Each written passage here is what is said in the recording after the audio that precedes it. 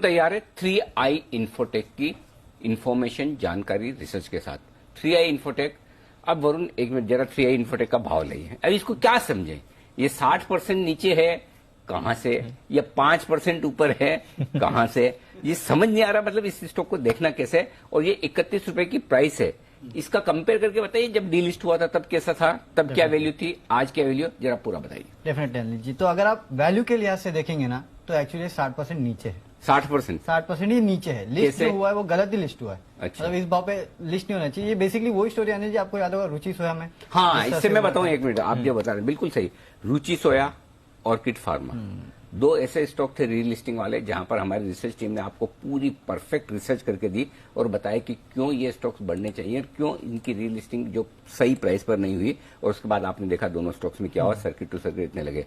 Similar research आपके लिए 3i infotech में आ रही। अब बताइए। हाँ। तो एक चीज पहले मैं टुकड़ों में, ताकि आराम से मुझे और सबको समझ में आ जाए। राइट।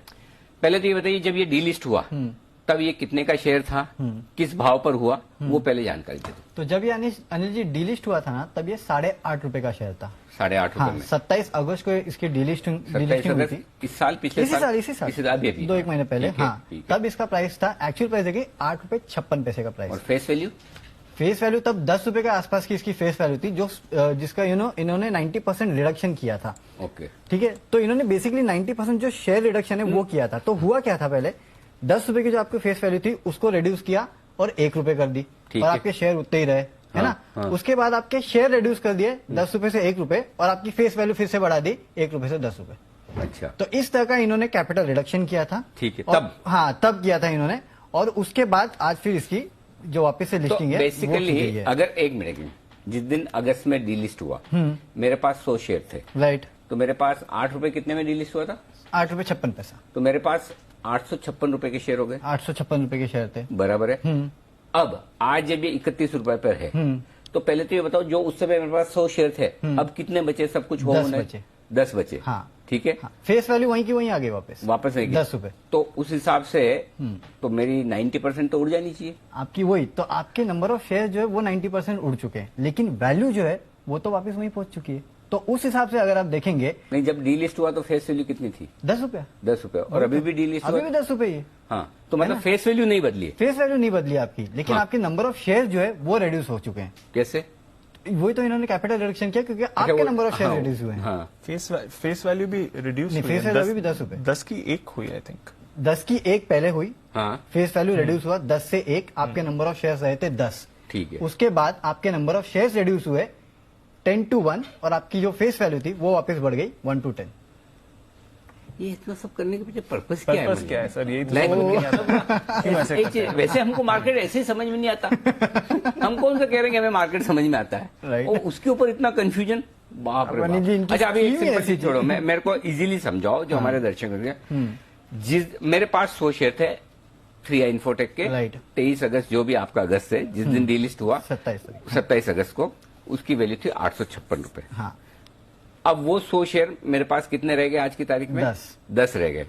तो अगर 10 शेयर इसका भाव 85-86 रुपए होना चाहिए, तो मेरी वैल्यू उस दिन की होगी, तब उस दिन की वैल्यू आपकी बराबर है। राइट। तो जब तक 85 रुपए नहीं होता तब तक तो आप एट पार भी नहीं आए, एट पार भी नहीं आओगे। राइट, डीलिस्टिंग के टाइम से, राइट। ब्रेक इवन के लिए आपको बराबर है। 85 तक तो जाना। 5% का सर्किट इसलिए लगा है कि 85 रुपए तक, 86 रुपए तक पहुंचेगा तो जिस दिन डीलिस्ट हुई उस भाव के बराबर भाव का पहुंचेगा। आएगा। राइट।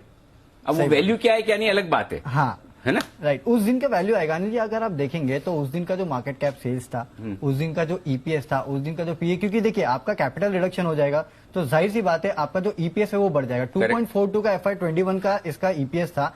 अगर आप, और 161 करोड़ शेयर्स थे, उसको आपने रिड्यूस करके 16.1 करोड़ शेयर्स कर दिया, और उसके बाद अगर आप देखेंगे तो आपका ईपीएस जो हो जाता है वो 24.2 का होता है। अगर तब के अगर आप पी निकालेंगे तो 3.5 के आसपास की पी पे काउंटर ट्रेड करता था। तो उस लिहाज से अगर आप देखेंगे तो ये आता है करीब 85 रुपीज के आसपास स्टॉक का दाम।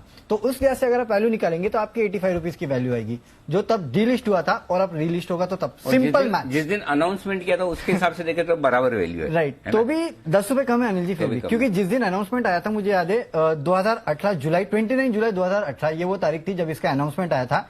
तब जो लो मारा था इस काउंटर ने 3 रुपए 90 पैसे का था, हाई मारा था जो क्लोज हुआ था 4 रुपए 22 पैसे का भाव था। अगर वहां से भी रिस्ट्रक्चरिंग करने वाले एडवाइजर कौन है, लीड मैनेजर कौन है? ये तो मुझे नहीं पता, देखना पड़ेगा किसने इनको एडवाइस किया था। लेकिन और हुआ क्या ना अनिल जी, तब से जब इन्होंने रिस्ट्रक्चरिंग की थी, उसके पहले लॉसेस में चल रहे थे। करेक्ट। उसके बाद ये प्रॉफिट में आए हैं, इनके हालात ठीक हुए हैं। नो डाउट पिछले साल इनको 390 अच्छा, मुझे ये बताओ तो फिर एक चीज है, ये कौन किसने डिसाइड किया कि इसका रिलीजिंग 30 रुपए में होना चाहिए, 31 में होना चाहिए? अगर एक चीज समझो, जो कैलकुलेशन से आप बोल रहे हो कि तब 100 शेयर किसी के पास से 8.56 का भाव था, उस हिसाब से अगर आज लिस्टिंग होती तो 85-86 रुपए पे होनी चाहिए, बेस्ट प्राइस होनी चाहिए। हाँ। तो ये 30-31 रुपए भाव कहाँ से आया प्रभु? अनिल जी एनएससी को पूछना पड़ेगा, ये यही कर सकते हैं। में ये इसकी भी रिसर्च की जाए, डेफिनेटली एक्सचेंजेस को पूछे क्या फॉर्मूला क्या है। और अनिल जी पहले बार नहीं है, बार बार ये हुआ है कि हाँ, फिर क्या होता है, स्टॉक सर्किट टू सर्किट चलते, किसी को मौका मिलता नहीं है। राइट। अब जैसे ऑर्किड, वो कितने 200-250 सर्किट लगा दिए भाई ने। रुचि सोया ऐसे ही बढ़ा। तो क्या फॉर्मूला एक बार समझे तो हो सकता है हमें ही नहीं पता हो, हमारी समझ कर एटलीस्ट हम समझे तो सही। तो अगली रिसर्च हमारी टीम इस बात को अभी काम पे लगा देता हूँ इस बात पे करेगी कि कोई भी स्टॉक जब डीलिस्ट होता है, ये सारी रिस्ट्रक्चरिंग प्रोसेस में, और जब ये एनसीएलटी फैसिलिटी से बाहर निकलते सब होता है, उसके बाद जब ये वापस रीलिस्ट होता है तो उसकी प्रोसेस क्या है, उसका प्राइसिंग कैसे होता है, किस प्राइस पर वो लिस्ट होते हैं, और अगर उसमें कहीं प्रोसेस में कोई खामी है जिसकी वजह से सर्किट टू सर्किट स्टॉक चलते हैं, तो वो हमें चुस्त दुरुस्त दूर करने की जरूरत है। इस पे हम काम करेंगे। लेकिन फिलहाल आप ये समझ लीजिए, जब तक 85-86 रुपए तक ये स्टॉक नहीं पहुंचता, तब तक तो 27 अगस्त को जो डीलिस्टिंग हुई थी तब तक आप 8 पा रहे हैं। ये रोज रोज खुश मत होना कि मेरे 5% बढ़े हुई है। अभी आप दिल्ली बहुत दूर है, आधे भी नहीं पहुंचे अभी तो, आधे भी नहीं है ना? राइट अनिल जी, ऑलमोस्ट 1/3 है। 86 मतलब 90 रुपए, और 30 पे आप हैं, ऑलमोस्ट 1/3 हो गए आपके पैसे, है ना? अगस्त से लेके अभी तक 1.5 महीने में, 1.5-2 महीने तक तो नुकसान में ही हो, अभी तक जो मुनाफा आएगा तभी आएगा। हाँ, तो इसका मतलब ये कि अगर सर्किट टू सर्किट फिर चले गई काफी टाइम तक, ये है आपके लिए बहुत बढ़िया, वेरी नाइस। यही क्वालिटी वर्क है जो करके दिखाना चाहिए। तो जो लोग, जिन लोगों ने अपने अकाउंट में ये नहीं देखा कि कितने शेयर्स हैं, सिर्फ इस बात से खुश, कुछ लोग ऐसे भी हैं सर जो खुश हो रहे हैं कि 8.5 का शेयर था अब 30 रुपए में मिल रहा है और सर्किट पर है, उन्हें भी ये देख रहे हैं कि कितने शेयर हैं आपके अकाउंट में। हाँ, मतलब मेरे तो 5 गुना हो गए। नहीं भाई साहब, 1/3 रह गए। हाँ, मतलब जैसा जितना टैक्स लगता है उतने ही बचे हैं। आपके जितने बचते हो तो चले गए 66%, 33% बचे। ये है आपके लिए पूरी की पूरी रिसर्च। अच्छा चलिए, आइए अभी नायका की बात कर रहे थे जिसका आईपीओ आने वाला है, राइट जी। एक इंटरेस्टिंग रिसर्च और आपके सामने रखी जाए।